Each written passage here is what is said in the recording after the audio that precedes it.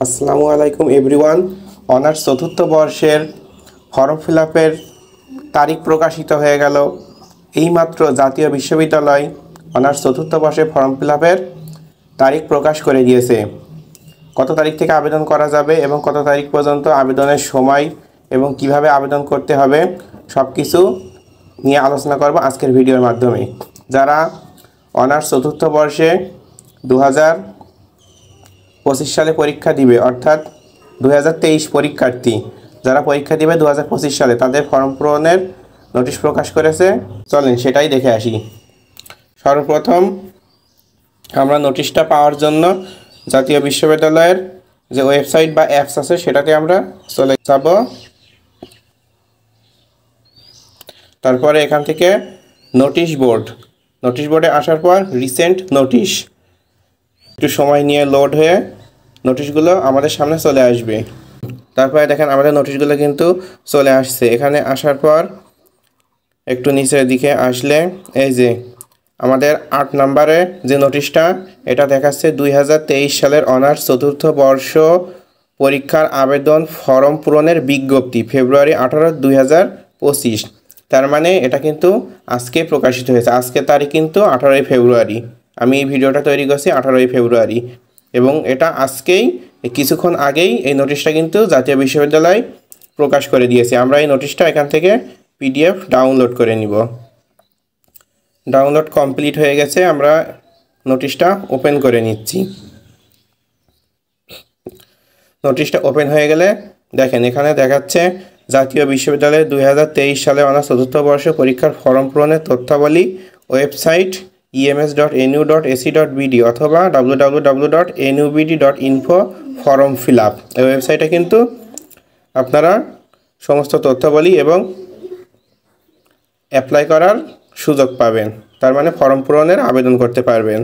এখানে আসলে এটা একটু জুম করে দেখেন, আমাদের 1 নম্বর পয়েন্টে বলছে আবেদন ফর্ম পূরণ ও সোনালী সেবা বিবরণী ফর্ম জমাদানের সময়সূচি নিয়মাবলী।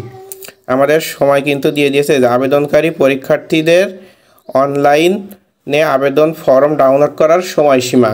আমাদের এই যে 1 নাম্বার নোটিশের ক নাম্বারে যে বক্সটা আছে, এখানে ক নাম্বারে প্রথমে আমাদের আবেদনের সময়সীমা তারিখটা বলে দিয়েছে। আমাদের সময় হচ্ছে 19 ফেব্রুয়ারি 2025 থেকে 15 মার্চ 2025 তারিখ পর্যন্ত। আপনি কিন্তু এখানে ফেব্রুয়ারি মাস 2 দিন কম আছে, তাহলে 24 দিন। আপনি কিন্তু এখানে 24 দিন থেকে 25 দিন মতো আবেদনের সুযোগ পাচ্ছেন। 19/2/2025। আমি আরেকবার বলে দিচ্ছি, স্ক্রিনের উপরে আমি লিখে দিলাম 19/2/2025 তারিখ থেকে 15 মার্চ 2025, 15/3/2025 তারিখ পর্যন্ত আপনারা আবেদনের সুযোগ পাচ্ছেন। আপনারা এই তারিখের মধ্যে কিন্তু আবেদন করে ফেলবেন, যত দ্রুত সম্ভব চেষ্টা করবেন আবেদন করে ফেলার। আবেদন ফর্ম কলেজ কর্তৃক নিশ্চয়নের শেষ তারিখ 17/3/2025। এটা কিন্তু কলেজের দায়িত্ব। পে স্লিপ সংগ্রহ ও সোনালী সেবার মাধ্যমে ফি জমা দান। আপনারা ফি দিতে পারবেন 18/3/2025 থেকে 20/3/2025 তারিখ পর্যন্ত। এখানে যে ফির কথা বলা হয়েছে এটা কিন্তু কলেজ থেকে দিবে।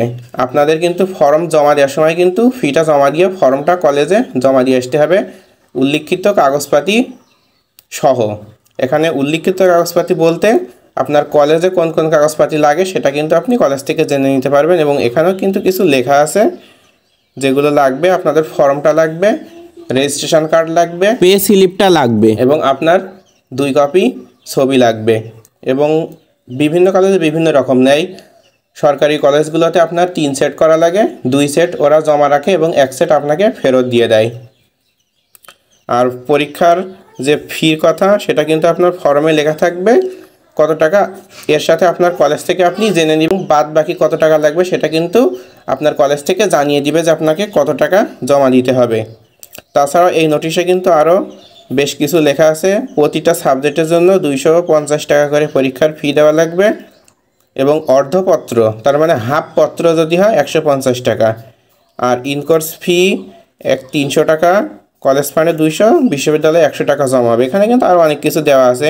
এখানে আপনারা পরীক্ষায় অংশগ্রহণের প্রয়োজনীয় শর্তাবলী 3 নাম্বার নোটিশে আপনারা পাচ্ছেন শর্তাবলী।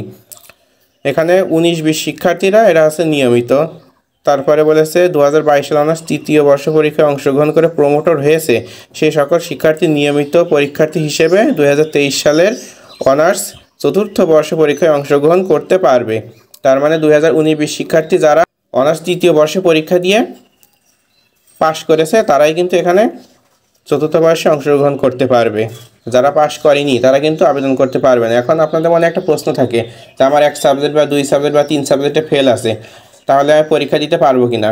এটা আপনি আপনার ওই রেজাল্টে দেখবেন, ওইখানে কিন্তু যদি প্রমোটেড দেখায় তার মানে আপনার কিন্তু সুযোগ আছে যে কয়টায় ফেল যায় কলেজের নির্ধারিত থাকে যে কয়েকটা পর্যন্ত ওরা গ্রহণ করে, সেগুলো আপনি ইমপ্রুভ দিতে পারবেন, সেটা আপনি তৃতীয় বর্ষের ইমপ্রুভ দিবেন। কিন্তু চতুর্থ বর্ষে আবেদনের সময় আপনার ওই রেজাল্টে যদি প্রমোটেড দেখায় তাহলে কিন্তু আপনি আবেদনটা করতে পারবেন। এছাড়াও আরও অন্যান্য বর্ষে আছে অনেকে আবেদন করতে পারবেন, সেগুলো আপনারা ওই পুরো নোটিশটা আমি যেভাবে দেখালাম এভাবে ডাউনলোড করে পড়ে দেখবেন।